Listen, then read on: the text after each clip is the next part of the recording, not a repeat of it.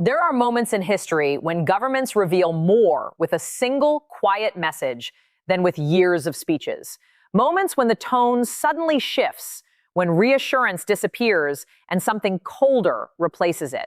And in the last hours, something like that happened in the Middle East.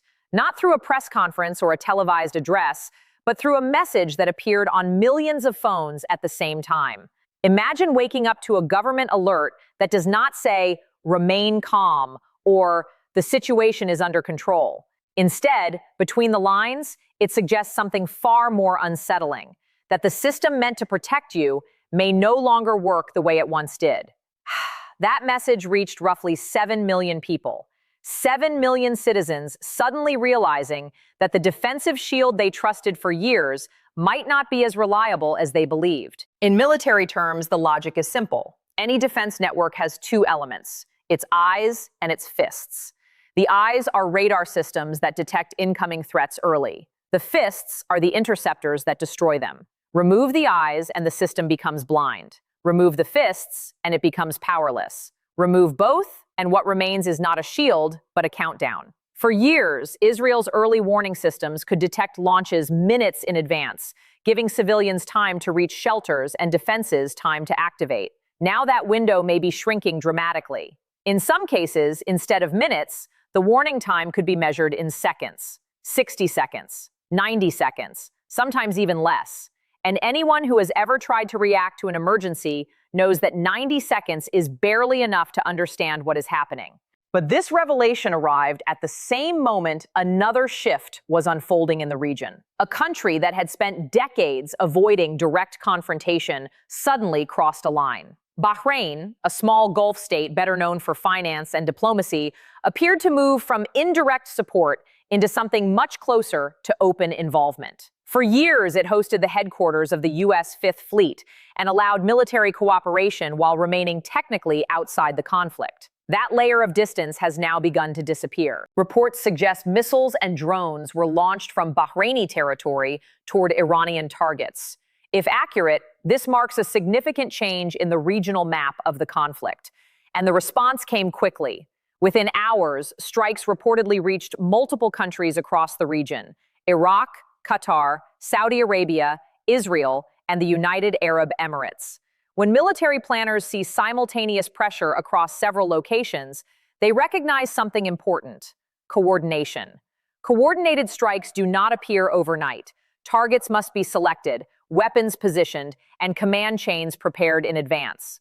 When responses happen this quickly, it usually means the plans already existed. At the same time, attention shifted to Washington, where another signal was unfolding. A third American aircraft carrier group began moving toward the region. Aircraft carriers are not symbolic deployments. Each one carries thousands of personnel and dozens of aircraft. Sending one carrier is a signal. Sending three suggests the stakes have changed. But deployments happen inside a strategic environment where every side calculates risk differently. Iran has long claimed it possesses missile systems designed specifically to challenge modern defenses. Whether those claims are exaggerated or accurate is constantly debated. Yet the perception alone changes the equation. When advanced missiles enter the battlefield, even the most powerful fleets must reconsider their exposure. Meanwhile, another signal emerged from inside Iran itself.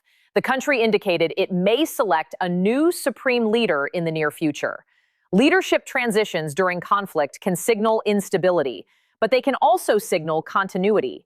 Choosing a successor while tensions escalate suggests the political system intends to keep functioning regardless of external pressure. And while all of this unfolds on the military and political level, another quiet change is happening in the global economy. Traffic through the Strait of Hormuz, one of the world's most critical energy corridors, appears to be slowing. Shipping companies react quickly to risk.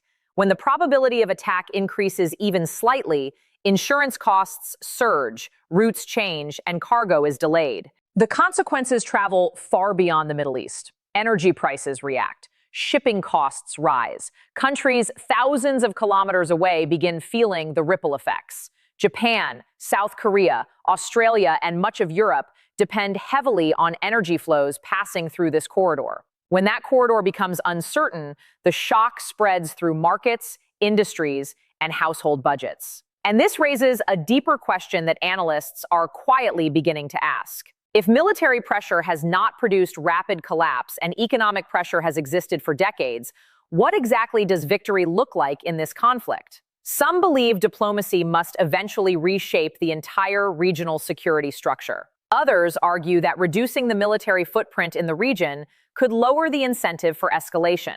And still others warn that once conflicts reach this level of momentum, de-escalation becomes far more difficult than escalation itself. For now, the Gulf states themselves appear to be navigating a delicate balancing act. Publicly, they maintain security partnerships with Washington. Privately, there are increasing reports of intense discussions about the long-term future of military bases and alliances in the region. And that is why what began as a quiet message on millions of phones may turn out to be far more significant than it first appeared. Because sometimes the most important signals in international politics are not the loudest ones. Sometimes they arrive silently, and only later does the world realize that they marked the beginning of something much larger. These conversations rarely appear in public statements, but they show up in economic moves, investment reviews, and quiet diplomatic channels. And all of this is happening while the military picture continues to intensify.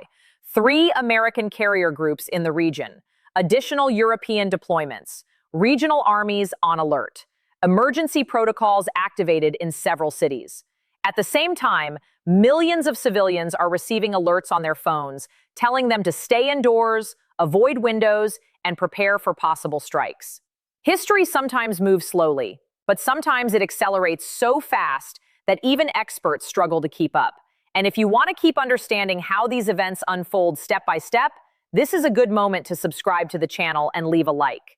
Because what may come next could reshape the geopolitical balance of the entire region. What we are seeing now is not a series of isolated incidents. It is a chain reaction, a weakening warning system, new countries becoming involved, regional capitals on alert, carrier groups moving across oceans, shipping routes starting to empty, leadership changes inside countries under pressure. Each of these developments alone might seem manageable, but together they form a picture that is becoming increasingly unstable. And the most critical decisions may not appear in speeches or press conferences. They are likely happening right now in quiet rooms where military planners and political leaders calculate the risks of the next move. Because the most dangerous phase of any conflict is not when the first missiles fly, but when every side realizes the situation is no longer following the original plan. Strategies designed in conference rooms begin colliding with reality, technology, geography, and human reaction. And what we may be witnessing now is exactly that moment. Step back,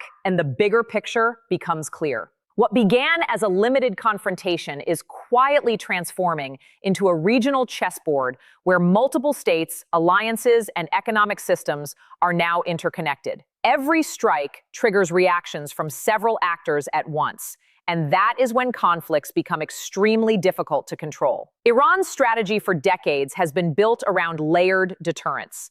Instead of relying on one centralized military structure, it developed missile forces, drone fleets, naval disruption capabilities, and decentralized command networks spread across many operational centers. That means destroying one headquarters does not paralyze the system. Neutralizing one defense node does not eliminate the threat. The structure is built like a network, and networks are far harder to dismantle than traditional hierarchies. At the same time, missile technology itself is evolving faster than defense systems can adapt.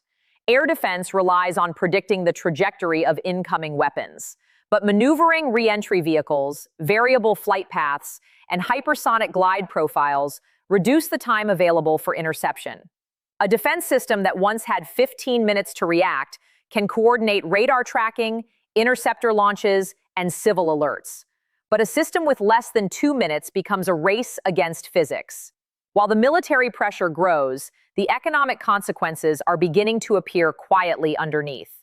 Around 1/5 of the world's oil trade moves through the Strait of Hormuz. Even the possibility of disruption sends shockwaves through energy markets. Insurance premiums rise, shipping companies change routes, traders adjust futures prices within minutes. But the impact does not stop with oil. Global supply chains depend on stable maritime routes. When those routes become uncertain, costs ripple across the entire economy. Transportation becomes more expensive. Manufacturing costs increase. Energy prices rise. Eventually, those increases appear in everyday goods: fuel, electricity, food, and transport. A regional conflict slowly turns into a global economic stress test, and signs of that stress are already visible. Investment funds quietly reviewing exposure to Gulf infrastructure, energy companies adjusting schedules, governments discussing emergency reserves. None of these steps appear dramatic individually, but together they reveal a pattern of preparation. At the same time, public political messaging often sounds far more confident than the operational reality. Statements about quick victories circulate widely, yet military deployments suggest preparation for something longer. Another factor complicating the situation is the role of alliances. Historically, many Middle Eastern conflicts stayed limited because regional actors avoided triggering larger coalition wars. But the current environment looks different. Multiple Gulf states are involved. American carrier groups are present. European forces are preparing deployments. Under those conditions, even a single miscalculation can expand the conflict very quickly. And miscalculations happen often in tense environments. Radar signals are misread. Intelligence reports arrive incomplete. Commanders make decisions under pressure. A strike intended as a warning is interpreted as escalation. A retaliation meant as deterrence is seen as preparation for wider war. This is why military planners often say the most unpredictable phase of a conflict is the middle. The moment when neither side has achieved its goals, but both sides have already committed significant resources. At that stage, every decision becomes heavier. Every move carries more risk. At the same time, internal politics inside countries involved in the conflict can start shaping strategic decisions. Wars never remain purely military. They influence public opinion, economic pressure, and political stability. The longer a confrontation lasts, the more those internal factors begin affecting the battlefield. The possibility of leadership changes in Iran adds another layer of uncertainty. A leadership transition during an active confrontation could consolidate authority across political and military institutions.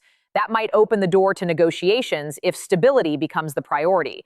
But it could also enable more coordinated military action if leaders decide strength must be demonstrated.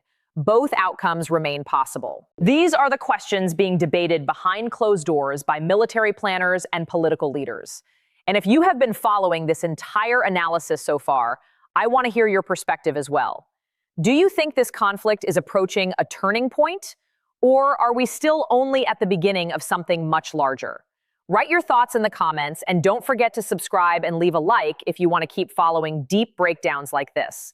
Because the next developments may arrive faster than anyone expects, and the decisions made in the coming days could shape not only the future of the Middle East, but the balance of global power for years to come. The story is far from over.